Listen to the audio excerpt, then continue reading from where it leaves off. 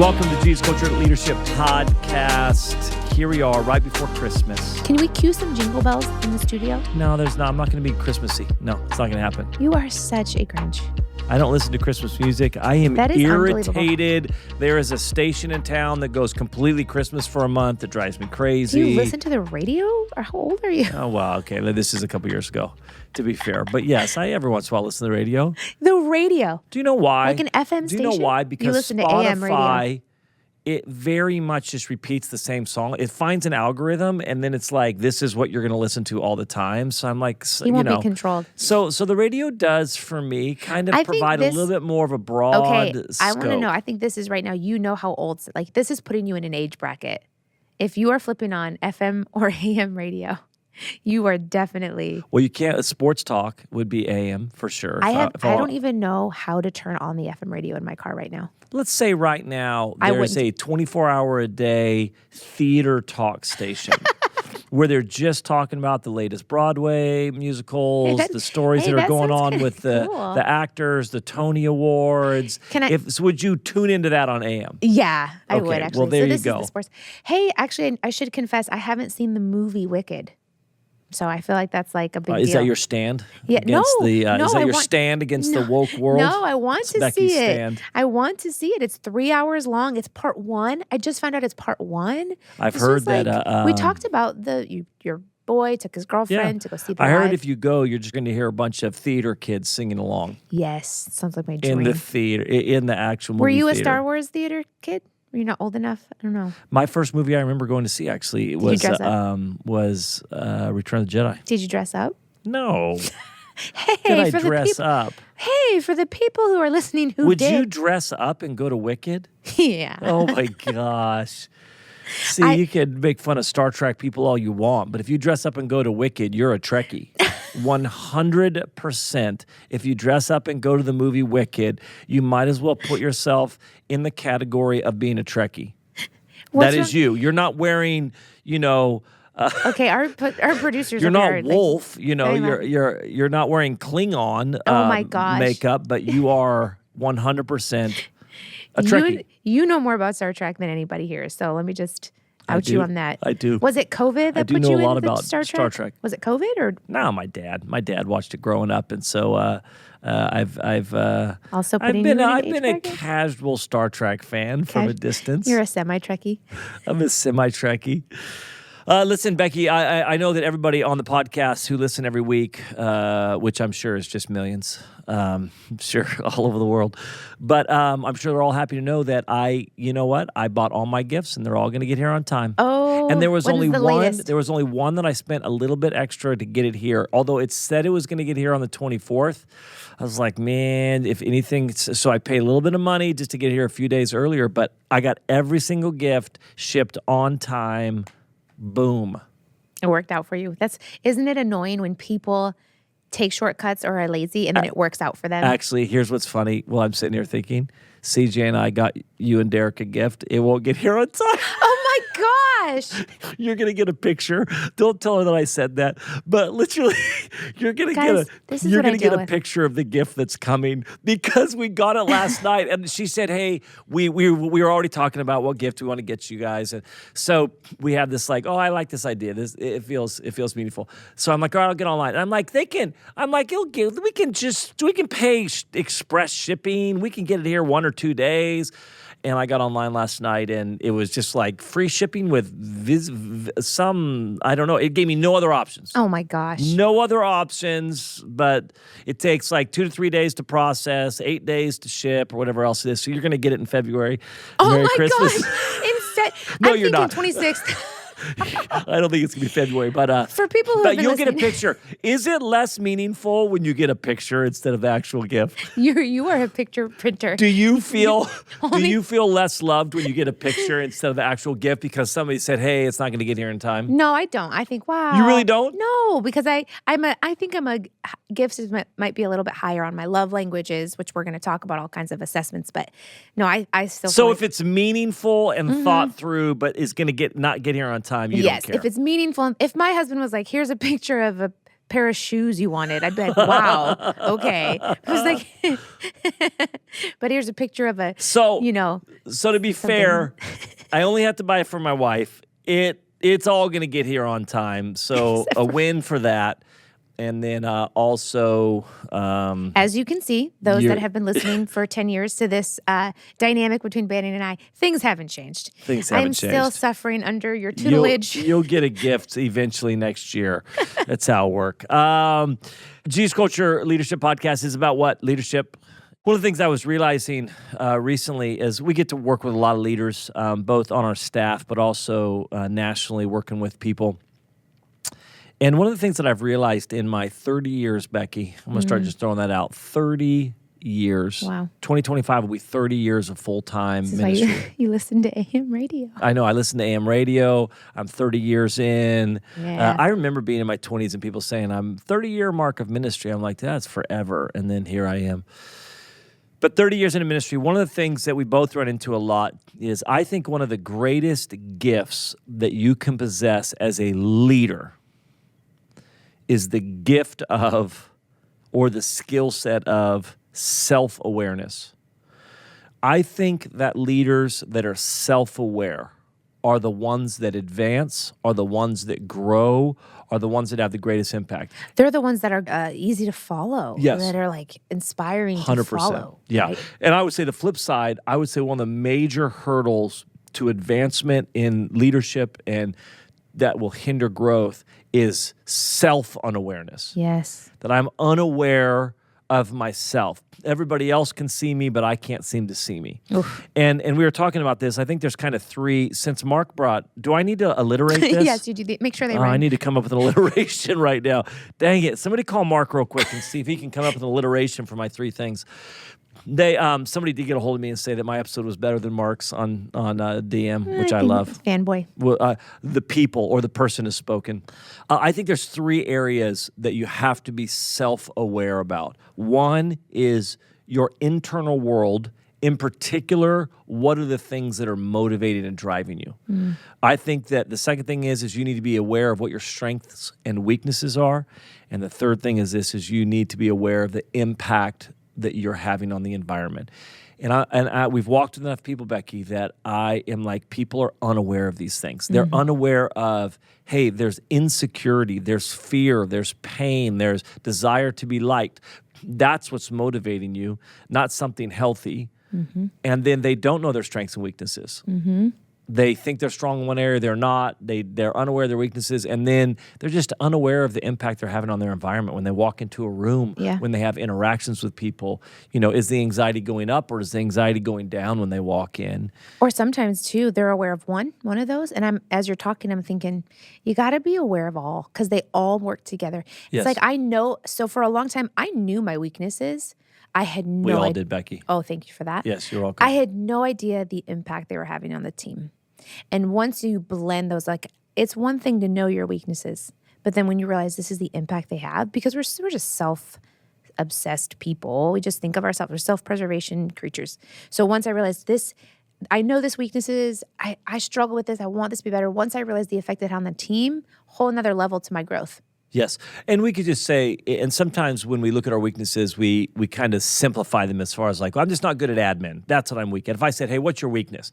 I'm not very good at admin. And it But doesn't you're hurt like, anybody. It doesn't hurt anybody. It's Yeah. just my weakness. It doesn't hurt anybody. But there's more complex weaknesses as well as that lack of admin does hurt people if you're not Yes. aware of it. Yes. What's interesting to me is even as we start the conversation about self-awareness is how many people are resistant to actually looking at themselves. Yeah. It's fascinating to me because I do think we have to stop and take a look at ourselves.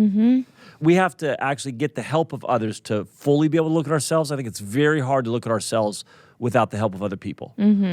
But even when you get the help of other people, so we work with a leadership organization called Integris, and it's been 15 years. Yeah. At least 15 years, was the- when you brought maybe them in. longer, 15 years that we've worked with this organization. They're brilliant. They, they're They helping. work with Fortune 500, Yeah, they're nonprofit. they work amazing. with a lot of different organizations, ministry and secular and all that stuff. Yes. But one of the things they do is they come in and they're trying to help really kind of define the constraints of an organization, the constraints of individuals, help it become more efficient. And so one of the things they have is this thing called the constraint profile. It's a really interesting thing. At first, I thought this is really silly. We've been doing it for so long now. I'm okay, it works. But it's literally you get 6 people to, is it 300 adjectives? I don't remember. It's There's something like 300 adjectives. descriptors, yeah. Descriptors. And they have to it's just one word, and they have to click on the ones that they think apply to you. Then there's like 10 PhD psychologists that they've hired or something that compare that to high performers. So the whole system is there, who are the healthy high performers out there? So how do you kind of look like to them? I'm kind of absolutely. butchering what it is. But anyways, so all you have to do is 6 people get it, and they just click, click, click, click, like, busy, distracted, ambitious, arrogant, patient, kind, affirming. It's all in alphabetical order. You just go through and go, what do I think about this? And then it kind of gives you this thing where it says, hey. This is a 360 profile and helps you. This is how these people, your environment, sees you. Yes. And it's kind of measured in. Not your heart or your intent. Yeah. But here's the And I think there's perception. 12 key markers or something that they would then say, hey. 10 scales. Yeah, 10 scales. And you want to kind of land in this range, and you're too high or too low. Yep. So, and then they'll take those 3 that are either too high or too low, the 3 that are the most extreme away from the ideal spot, and you go work on those. Okay, that's a really long And explanation. they call those are your top 3 constraints. Yes. So And they're saying these constraints are what are holding you back. So we do this with our team. Anybody we hire, our whole team takes it, goes through it, all that type of stuff. Fascinating to me how many people immediately, with passion, disagree with the report they're given. Yeah. Like full on. This is not me. And the entire environment is like, are you serious right now? I remember, I'll tell you 2 stories. There was one, a guy we both know and love. He's an amazing person. And it said that he was like too low on need for order and structure. And he was just like, I don't know what they're talking about. And this is, again, these are people that are giving him feedback through these descriptors. And he goes, I don't know what you're talking about. Like, I'm one of the most organized people I know. And the entire room is like, What do you? Like not making eye contact with him, like sheepishly looking away, going, are you serious?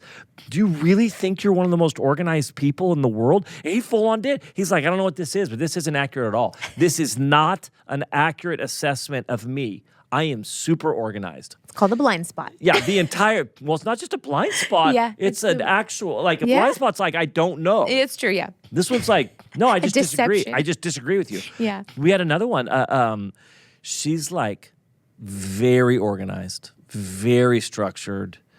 Everything has a place type deal, which I love, right? I'm like, I have nothing but value for that. But she got feedback that she was too high in that area, right? So it's impacting the environment, like in a way, like if you're too high in order, high need for order. And she's like, I just don't think that's the case. She goes, do you remember, you weren't there for this. She goes, I don't think that's the case. She said, I just think that's how people, because at work, she's supposed to be that. Her job is that. Yeah. She goes, I just think that people are encountering me that at work. She goes, but at home, I'm way more relaxed. And we're like, really, what do you mean? She goes, I'm way more relaxed at home. She said, for example, just this morning, I left the house, and I'm not making this up. She said, I left the house, and there was still a dish in the sink. Her husband, by the way, is in the room, just silent. And like her husband he's not making eye contact with her. He's like that dog that kind of like won't look at you when he knows he's in trouble or something. And she's like, for example, I left the house today with a dish in the sink. And she said, just the other day, I on purpose didn't make our bed. And we're all in the room going like, that is your version of chaos. That is your version of like lack of order. I'm like, don't come to our house. Like, don't come to, one dish in the sink is like, I am so not rigid. we're winning, And so it's fascinating because we don't see it. Like I said, and there's all the biological reasons, and I'm into all this stuff. We are hardwired for self-preservation. So it's like we just don't want to look at it. But as a leader, that's going to hurt you. You are commissioned as a leader to be aware of your impact on the environment, the weaknesses that you have, what's holding you back. And it's really so empowering because once you know it, oh my gosh, your growth, like it's exponential growth on the other side of being aware of how you are impacting the environment. When I got the profile, I legitimately I got it and I was just like, oh, this is wrong. There was a clerical error. There's been a mix up. Because I'm like, this doesn't, you're looking at it, I'm like, what horrible leader is this for? Because it's not for me. I'm like, wow, this isn't accurate. It's really amazing just how much you just don't realize how people are perceiving you. And so, and I'll use the example, there's a criticality scale and a self-control scale. And so on my top 3, it was I'm too critical and I have low self-control. And so I just went to the coach and I said, listen, you can ask anybody in this room right now. I'm the most disciplined leader. I'm always on time. I'm never late. I'm never. You're always on time? Is that you're gonna stick with that? Well, Are you gonna is that what you're gonna lead with right now? You're always I on am time? punctual. For you, it's different. Well, you're always on time. That's keep going with your story. Edit that I'm out, fascinated. please edit that. She said, ask anybody in this room. Like I'm always known on as a time. very I'm like, nobody asked me. a self-disciplined person. I'm the no dish in the sink. So I could not wrap my head around why would my self-control be low? I'm the most, you know. And so he looks at it with me. So I'm like, clearly this is wrong because nobody would look to Becky and say she's not self-controlled. But it's interesting how the algorithm works of it. He said, your criticality is so high. You're such a critical person in the negative, like critical, nothing's good enough. Your standard's way too high. Because your criticality is so high, your people are perceiving you as you must not be able to control yourself from saying the critical thing. And it was just mind-blowing for me. That was a milestone moment for my growth to realize, oh my gosh, if I don't tone down that criticality, this is what because here's what happens. I think everybody, it's hard to actually look at the areas that we're not doing good at. They're painful. For me, I view the world as winning and losing, so it's like I just feel like I'm losing already. It's not fun to actually look at the areas that are weak or negatively impacting people. You can feel powerless in them. So it's just easier to kind of ignore that stuff and just think it's everybody else's problem. Yeah, strengths are way more fun. Yeah, so none of us actually like looking at these areas, but they are affecting the world around you. Anybody who's listening right now, if you're unaware of what's motivating you internally, whether it's healthy or unhealthy. If you're unaware of your strengths and weaknesses, or you're unaware of the impact on your environment, it's affecting you. And the temptation is to go, well, I ask people and it's fine. Yeah, when you sit down with a group of people you're leading, especially if you have personalities like us. Yes. I sat down with somebody once that we had to let go from which doesn't happen a lot, but it was me. And they're a wonderful person. I don't have anything negative to say about them, but it just wasn't working or whatever else. And this was a long time ago. I said, hey, here's what's going on. I gave them the feedback, and they said, well, I've never gotten that feedback from anybody else. And I'm like, just because you haven't gotten feedback from other people doesn't mean that they're not experiencing you this way. It just means that either one, they're not giving you feedback, or two, you're pretty hard to get feedback to. Yes. So none of us, we naturally don't want to fail or look like we're not doing well, or so many of us are already struggling just to feel like we're enough and we're actually accomplishing something to then be. Totally. But I think you got to do the work. You got to do the work. And here's why. When I do the work, it means that I can start managing things, getting things healed, growing things. Yes. I mean, for me, when I recognize we have a similar thing around criticality, for me, when I recognized that my criticality is sucking the life out of the environment. And it was interesting because I had asked the guy that was training, so he said, hey, when you walk into a room and there's 100 things, 98 are right, and there's 2 that are wrong, you see the 2 that are wrong. Mm-hmm. And I said, well, how do I change that? He said, I actually don't want you to change that. We need somebody doing that. But how I manage that. Mm-hmm. Well, one, that thing gets worse when I'm insecure. So in other words, when I'm insecure and I'm trying to accomplish something and I don't think our church is big enough, or I don't think we're good enough, or I don't think, when that thing's going on inside of me, then I just put pressure on the environment in a way to, I'm not okay with the process. I'm not okay with the speed we're going. I'm not okay with how long it's going to take us to get things worked out. It's just this constant high pressure environment because I need things, because I've got some insecurity inside of me. But what happens is, he said, so I just need to manage it. So this would happen for me. This is my personality, is I'd get into a room, somebody would have an idea, and then here's my process. Great, man. Let's shoot that idea so full of holes. Let's tear that idea apart. Let's go after it with everything we have. And if it's still standing afterwards, man, what a great idea that was you presented. But then people are like, why would I present it? Why would I come with an idea? Yeah. When all you're going to do, and I'm not thinking I'm killing you. I'm thinking like, let's talk through this idea you had. Let's see if it stands up. Let's see if it stands up. So it especially hurts creatives. Creatives, they kind of bring something that means a lot to them. It's tender. It's a song. It's something. And I'm like, is anybody going to sing that song or whatever else? And I'm not even trying to be mean. And so creatives were like, I don't even want to bring any idea at all because you just suck the creativity out of the room. Where if you get around guys that are positive, they do so much better with creatives because they're like, that is amazing. That song's incredible. Like, and I'm over there going, I got about 6 things wrong with it right now. Are you serious? I remember one of our producers who's so brilliant.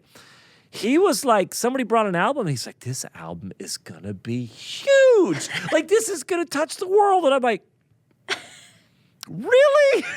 Like, really? You think that? Do you really actually think that? That's so funny. But the point is this. So then I'm going like, okay, I can't lead with that. I can't be done with a Sunday and come in and lead with the 2 things we should be fixing. Right. We have to be talking about the 98 things that are going well. We have to. Yeah. And also while we bring that in, this happened to me at home. I would go home. I love my kids. I wasn't even mad at them. All day long I'm gone. When they were little, I'd walk in the house. They'd be watching TV. There'd be a box of cereal open. And I would lead with, guys, why is the cereal out? Yeah, you're talking to, I get it. Yeah, why is the cereal out? So I go, okay, when I'm aware, self-awareness, I go, okay, I'm going to walk in and I'm not going to highlight the one thing in the room that's not right. I'm going to take some time. I'm going to connect. Yeah. I'm going to see how they're doing. I'm going to let them know. You know, like this is how, when you're aware, you can manage. When you're aware, you can heal things. When you're aware, you can grow. Yes. It's my very long monologue, Becky. So that's why it requires humility. And we talk a lot about this, that leadership requires humility and ownership to go, I just don't see it. And it's going to just brace yourself for like, when we do, all staff 360s, we just have a little pep talk, like brace yourselves for the pain. Because it is painful. And you got to, look at some things that you haven't wanted to look at. But if you can get through that with humility and ownership, I just am telling you on the other side of it in every area, that awareness showing up at home changes my interactions with my kids and my spouse, that awareness showing up in my team, in my friendships. And it really is, like you said, it's just amazing how resistant we are to go on, I don't want to look at that. And so what's going on inside of you? Are you insecure? And you think it doesn't affect people. It's just amazing. Like, I think, my insecurity or the thing that's driving me is ambition or fear or feeling behind. That's mine to deal with. Yep. Just understand that, like we talked about this, I think last time, that stuff bleeds out of you. Yeah. It totally does. So being aware of that, getting healing where you need to. And then your strengths and weaknesses. Know your strengths too. I think we Strengths Finders, that test, and this 360 profile, if you're going to go practically do something. Strength Finders. Yes, those 2 things together, like self-awareness as a leader. And I think if you're listening, you're probably all thinking of the leaders, bosses, directors, people you've worked for, people at the top who you think, wow, you're so unaware about. Yes. And they're just so hard to follow. They often are leading just because they have the title position, but maybe the people aren't really bought in. And then the leaders, who you go, wow, they're so aware of what's going on inside of them and how they, like, this the difference of those 2 leaders. It's also hard to know what's not your problem as well. Yeah, like if you're unaware, if you're not aware of you, not everybody's experience of you is about you. Yeah. So somebody might have father wounds and they're just, or they've been rejected before, or they're insecure. So they're filtering their experience of you. But even in that moment when, okay, this isn't actually what I'm doing, like you're going to experience this through the filter that you see the world through. Yeah. But when I'm aware, I'm able to navigate that a little Yeah, bit. absolutely. I'm able to know, like, hey, what is mine that I need to own and what isn't actually mine? Which is so important as a leader because you're getting a ton of stuff at you Yeah. constantly dealing with people, no matter how big your team is. And so I think too, self-awareness is just a great tool. It's like a tool in your tool belt that you're going to need. And then when you're self-aware, you create a culture. That's the next step. Is now we have a culture of people our team is very aware of themselves. Yeah. Like, hey, I know I'm more rigid. It's so funny. It's now just such a part of the culture where we'll just have meetings where people go, I know that I have a hard time with change. So this could totally just be me. We just lead out of that self-awareness place. And it's a beautiful thing. And you're going to grow. I really do think exponential growth is on the other side of self-awareness as a leader. So if you could get that, if you feel like you're in a rut or things aren't advancing, look at those things. And would you say it's a continual? Because it's changing. Yeah. All the time. And you're just constantly having to grow and you're dealing with things at a deeper level. Mm-hmm. Practically speaking, as we wrap up, a couple things. One is this.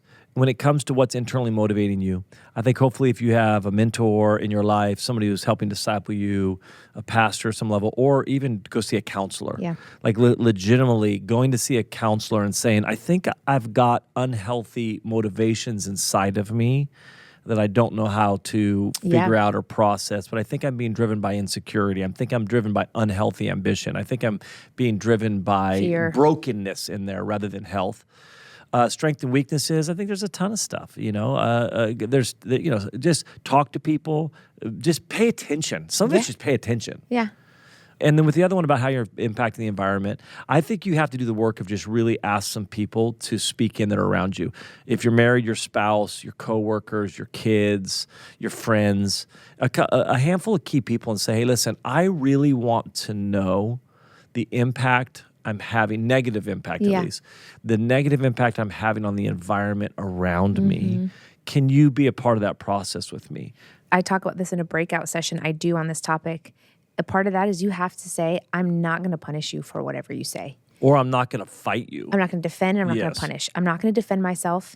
So, our leadership coach said, if you're married, make a habit of every month you're asking your spouse, how'd I do this month? Yeah. And you don't defend and you don't punish. I've asked that for CJ. I remember when I was just interrupting everybody in meetings or just I'm interjecting or all this type of stuff. So I just told my wife, hey, I need your help in this to give me feedback. I go into a meeting. We come out and she goes, hey, are you trying not to listen to people? I'm like, if that's your goal, you're crushing it. I'm like, what do you mean am I trying not to listen to people? I'm working so hard in there. Did you not see how well I listen? She goes, yeah, it's still not happening. Like it feels pretty devaluing. And I'd be able to say, okay, help me understand that. Hey, when you don't let somebody finish their thought, when you're interjecting there, when your first thing is a critical, I'm like, my first thing, I had 6 things. I edited 5 of them. Why do I not get credit? I edited 5 negative things. That sounds I like was defending say. yourself, which is what you don't want to do. Totally, yes. I'm being sarcastic. Yes. But it is people that just go, hey, I want to give you permission to actually speak into my life and let me know the impact. So even we've talked to some people. I'll finish with this example. There's somebody that we love everybody I'm sharing about, but I just am like, if you would ask more questions before you start giving input, if you would come in and say, hey, guys, I'm a little bit concerned about something, but first, give me some information. Tell me why you're doing what you're doing. Tell me what I don't know. Tell me how you got to that conclusion. Yeah. Like if some people would just be able to say, hey, if you could just ask questions first before you speak into that situation or before you want something changed or before you have a problem with what you have a problem with. Because you're coming in thinking you have the whole picture. You don't have the whole picture. Let us give you a chance to kind of give you some information here. Things like that. That alone for a bunch of people would help tremendously. Yep, so true. All right. Now you're ready. Well, hopefully we'll have Mark on next. Go feel bad about yourself. Then come back and listen to Mark. We'll make you feel good about yourself because Mark is a great positivity guy. And can I just apologize right now for not having an alliteration around what's motivating me, your strengths and weaknesses, impacting the environment? I'm gonna work on that. You need to be self-aware about that. I'm gonna work on that and come back to you. Actually, I'm not gonna work on it at all, but have a great Christmas, everybody. See ya.